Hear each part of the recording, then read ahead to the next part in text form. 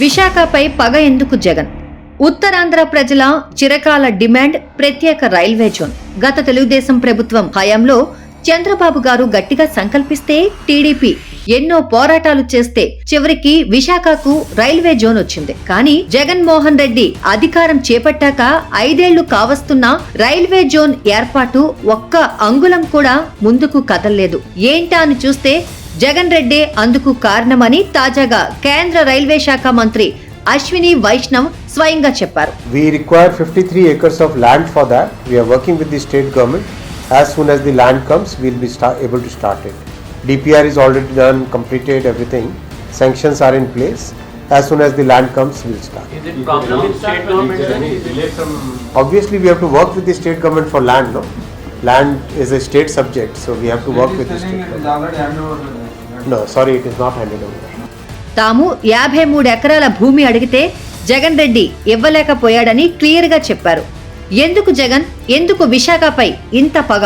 విశాఖను రాజధాని చేస్తా అన్నావు. దానికోసం ఒక్క ఇటుక నిర్మాణం చేయకపోయినా నీకోసం 500 కోట్లు ఖర్చు పెట్టి రిషికొండపై ఇల్లు కట్టుకున్నావు.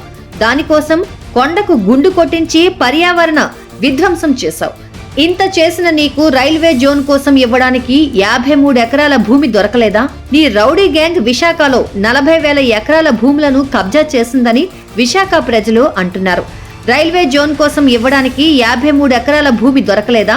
నీ పార్టీ ఎంపీలు ఎన్సీసీ భూములు, దస్పల్లా భూములు, రేడియంట్ భూములు, హైగ్రేవా భూములను కబ్జా చేసి 1000 ఎకరాలను మింగేశారు. రైల్వే జోన్ కోసం ఇవ్వడానికి 53 ఎకరాల భూమి దొరకలేదా? Lulu, Franklin Templeton, HSBC, Triton, IBM, Fintech valley వంటి ఎన్నో కంపెనీలను విశాఖ నుండి తరిమేసి 1000 ఎకరాల భూముల్ని లాక్కున్నా. రైల్వే జోన్ కోసం ఇవ్వడానికి 53 ఎకరాల భూమి దొరకలేదా? విశాఖ ఉక్కును ప్రైవేటు పరం చేస్తే ఫ్యాక్టరీ కోసం రైతులు ఇచ్చిన భూములను అప్పనంగా కాజేయొచ్చని పథకం వేశావు. విశాఖ ఉక్కు ప్రైవేటీకరణకు సహకరించావు. రైల్వే జోన్ కోసం ఇవ్వడానికి 53 ఎకరాల భూమి దొరకలేదా జగన్? ఎందుకు జగన్ విశాఖ అంటే అంత పగ? నీకు ఏం అన్యాయం చేశారు విశాఖ ప్రజలు?